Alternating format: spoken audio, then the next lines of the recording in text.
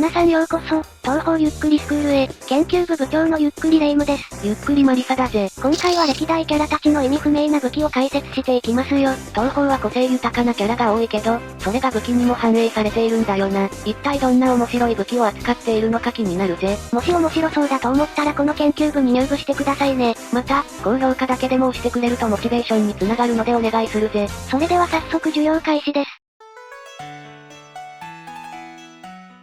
それではまずはじめに紹介する意味不明な武器を扱うキャラは、東方鬼神城に登場した石板機です。出ました意味不明な弾幕ランキングでも大活躍した石板機。普段は人里で人間に紛れ、一人でひっそりと生活している妖怪で、人間とも妖怪とも打ち解けられないプライドの高さと、物事をハスに構えてみる性格の持ち主。へえ、妖怪が人里に紛れて住んでいるなんて珍しいじゃん。そのため二次創作では、ハスに構えている性格を中二病として解釈され、邪気眼的なキャラになっていることもありますよ。私も大学生の時中二病なのだよ。いや現在進行形かよ。晩期の二つ那覇66尾の回帰。66尾ってことは首がめちゃくちゃ伸びるんだったっけ？いえ、それが違うんですよ。石板機は種族などで主に66尾の妖怪性が語られていますが、その特性には中国の妖怪です。そして伸びるのではなくて、頭が取れるのですよ。特性がホラーすぎる。でもそれって首が外れるので有名なジュラハンじゃないの？確かにそう思ってしまうのですが、首が分離するタイプの66尾は抜け首とも呼ばれていて、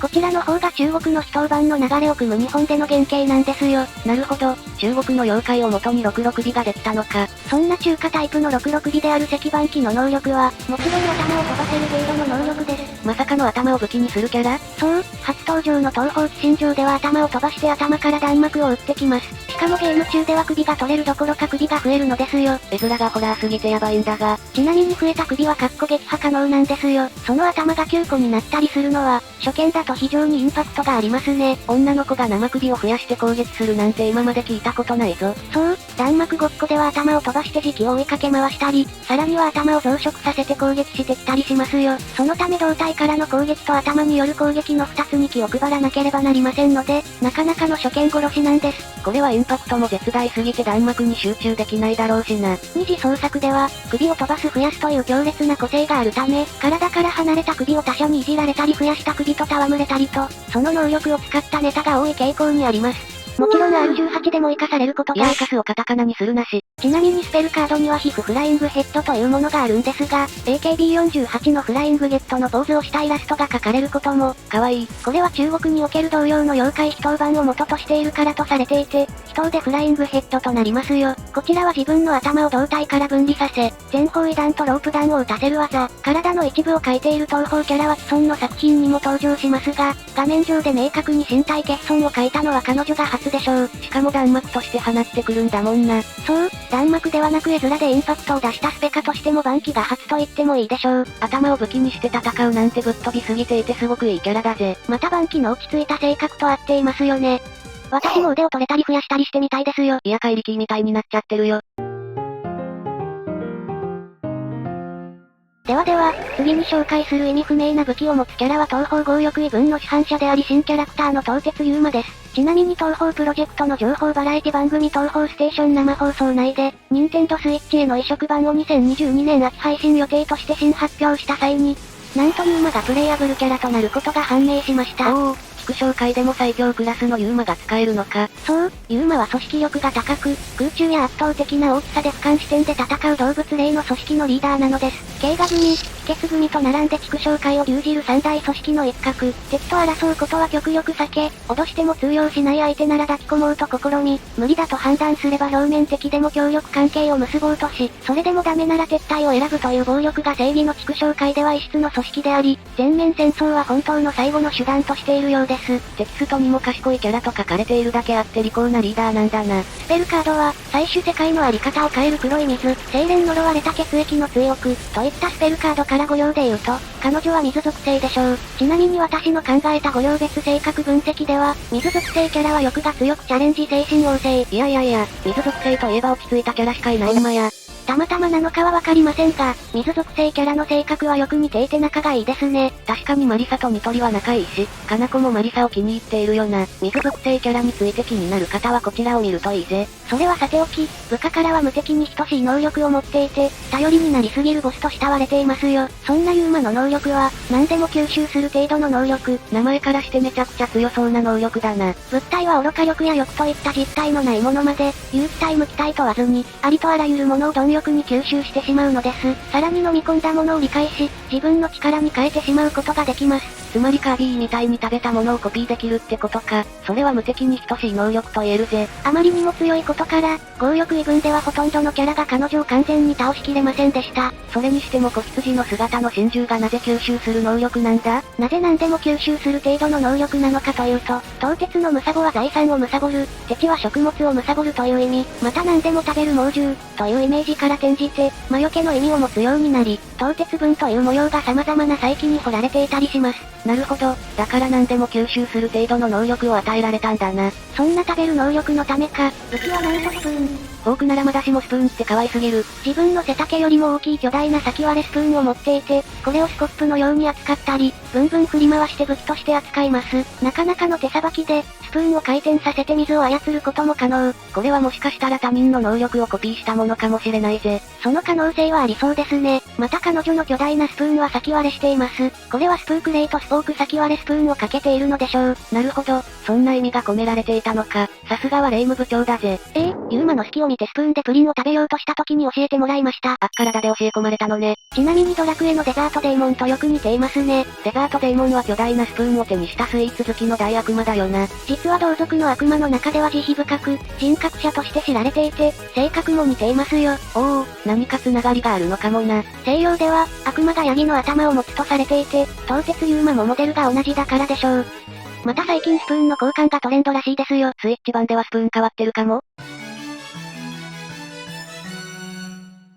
それでは、次に紹介するのは東方神霊廟で登場したもののベクトです。豊里耳の巫女の同志剣部下であり、仏教と神道の宗教戦争を裏で糸引いた人物なんですよ。巫女には大きな信頼と忠誠を寄せています。結構いろんな作品の裏で活躍しているキャラだよな。しかし性格は自信満々の勘違いを否定されても素直に受け入れ、動揺しつつも謝る。霊夢に敗北後いい戦いだった。感謝するぞ、と言い、敵を阻止するために蘇ったと言いつつ、大使が復活すると侵入者そっちのけで喜んで飛んでいく、など、基本的に素直な性格で敵にも称賛の声を上げるといったように、性格もめちゃくちゃいい子なんですよ。とは友達にしたい。また巫女が一度死んで不老不死になるという視界線に至る術の過程で一人での実行を恐れてためらい、人に先に眠りについてもらうよう話を持ちかけた時、彼女の力を信じてなんと実験台となったことからも人の素直さがよくわかりますよ。巫女のためにそんな危険な実験台にもなったのか。そして視界線になる際は肉体を物品に託す必要があり、その物品が術者の人間としての肉体の属性を持った死体になるのです。そして人が使った物体は皿なんですよ。なんでお皿にしたの？死体埋葬後、術が完全になった時死体は元の物品になり、術者は仙人になることができます。それ以前に墓を掘り返されるとカバネ回線になる術は不完全に終わり、物品を身につけた本当の死体になるのです。へえ、視界線にはそんな条件があったのか。そんな視界線に成功した人の武器はなんとお皿。お皿って武器になるの？格ゲー作品では神霊廟にもあった船に乗って攻撃するスペルのほか、炎や弓、そして皿を使った攻撃を披露していますよ。特技の孤独皿の積み重なるは、射撃などで設置した皿を必殺技で割ることにより専用ゲージの皿の枚数が増えていくというものになっています。20枚割るごとに皿の色が青、黒、赤、銀、金と変化していき、各種技の性能も強化されるのですよ。つまり割った皿の破片で攻撃しているってことね。また皿の色とゲージの腎臓バランのような部分が回転寿司を彷彿とさせていて評判なんです。なのでクトロウと呼ばれていますよ。いや、素人っぽく言うなし。神秘録では皿屋敷の階段の中心人物であるお菊さんが権限していて、決闘シーンではオカルトアタックのオックアッパーやカイスペルカードのシーンでも1枚足りない、CPU 専用回ラストワードのほのぐらい井戸の底からなどでその象徴、あるいは姿を伴ってふと共に弾幕ごっこに参加していますよ。オックさんは皿を数えるという回だよな。物語にもよりますが概ね皿を割ってしまったことに一連の不幸の加速が始まるのですが、ふとは決闘中に皿が割れてくことも辞さずむしろ割れていく皿を力に変えていくので、共にお皿に縁のある身ではあるものの、皿への向き合い方は二人に相違する点でもありますね。ふとは皿を割りたいけど、お菊さんは皿が欲しいという考えだもんね。ふとは皿を割られたら1枚足りないどころじゃないしな。ちなみにどの作品も皿を投げて戦う戦法を主流としているのですが、皿の代金は巫女もしくは神霊廟の経費が負担しているらしく、巫女は皿の代金もバカにならんと言って頭を抱えていますよ。あれ具現化していたわけじゃなくて本物だったの？最近は光林堂のワゴンセールで買うようにしているようです。ワゴンセールに並ぶ聖徳太子って一体？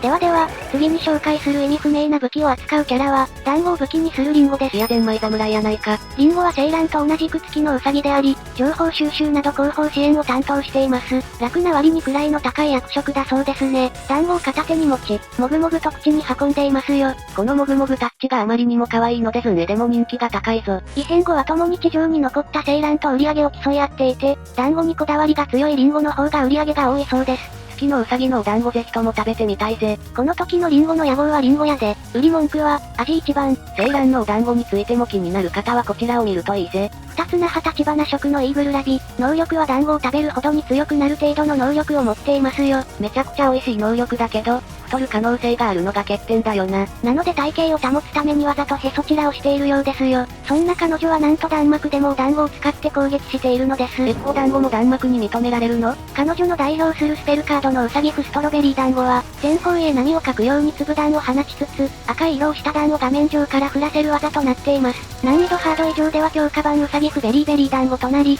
こちらは降り注ぐ玉が紫色となります。まさかの上位スペルカードもあるのかよ。団子を飛ばす弾幕はいいけど、そのお団子はその後どうなるんだよ。神主ズンさん曰く団子はスタッフが美味しくいただきましたとのことなので特に問題はないでしょう。確かにチルのあたりが拾って食べてそうだけども。ちなみにベリーベリーとは数種類のベリーを組み合わせたケーキなどのお菓子のことです。なのでストロベリー、ブルーベリー、ラズベリーなどが使われることが多いんですよ。めちゃくちゃ食べてみたい。ちなみに本作のナンバリングも15段目ですよね。団子は15夜に月へ備える食べ物としても用いられていますので、うまくかけられているのではと。おお、レイムさんよく気づいたな。彼女の名前は果物のリンゴにも通じるため、ここではあえて色&語感が似ていて15イチゴとも読めるイチゴをスペカメイと弾幕に含めていますよ。なるほど、だからスペルカードイチゴ味になっているのね。このスペルカード名に使われるストロベリーや団子、本人のリンゴの他に、リンゴ関係の名前としては、テーマ曲の9月のパンプキン、立花色のイーグルラビット。食べ物の名前のバーゲンセールなんですよ。それベジータさんの名セリフですよね。ではラストに紹介する意味不明な武器を扱うキャラは、東方ヨーヨームファンタズムステージボスを務め、電車や標識を武器にした役もゆかりです。電車を武器にって電王以外にいたんだな。彼女は大妖怪ではありますが、幻想郷の賢者の一人として幻想郷のことをしっかりと考えて動いていますよ。幻想郷を包む白霊大結界の提案者でもあるので、幻想郷の創造にも関わっているとされていますよ。東方プロジェクトに登場するキャラクターの中でも最も幻想郷を愛している存在の一人であり、結界の監視や安全管理なども行っています。彼女は指示しているだけで、おそらく大体は式神の乱が行っているものと思われるぞ。また肩書きとしては、幻想郷最古参の妖怪の一人で、最強の妖怪の一人であり、賢者と称えられる妖怪の一人です。ニートの私もこれだけの肩書きがあればオリエンタルランドに受かりますかね？なんだったら Google もいけちゃいますよ。そんなすごい妖怪の役もゆかりは境界を操る能力を持っていて、これは全ての物事を根底から覆す恐ろしい能力と東方愚問式で書かれていますよ。また、境界の中で移動が可能で、物を取り出したり空間の裂け目から実際に瞬時に移動をすることができちゃいます。能力がドクターストレンジ並みにハイスペックすぎる。この隙間の中は一種の亜空間のようになっているのですが、ゆかりが開いた隙間の中にはたくさんの目が見えますね。これはゆかりが見た外の世界の欲望が渦巻いている様子というイメージの表れのようです。なるほど、ヤクモゆかりから見た外の世界のイメージはそういうものだったのか。と入ってもこれが否定的というわけではありませんよ。なぜかというと、東方暴月章の最後にゆかりが霊夢に対して、それが汚れだらけの人間のいいところでしょうと言っていますよ。ゆかりさん妖怪なのによくわかってらっしゃる。そんなゆかりは攻撃手段としての自称の境界の操作も弾幕ごっこでのみの使用に限られ、直接戦闘では裂け目隙間を作り、標識や電車などを呼び出して攻撃する召喚士のような攻撃を得意としていますね。二次創作イラストでもよく標識を使ったイラストが描かれるよな。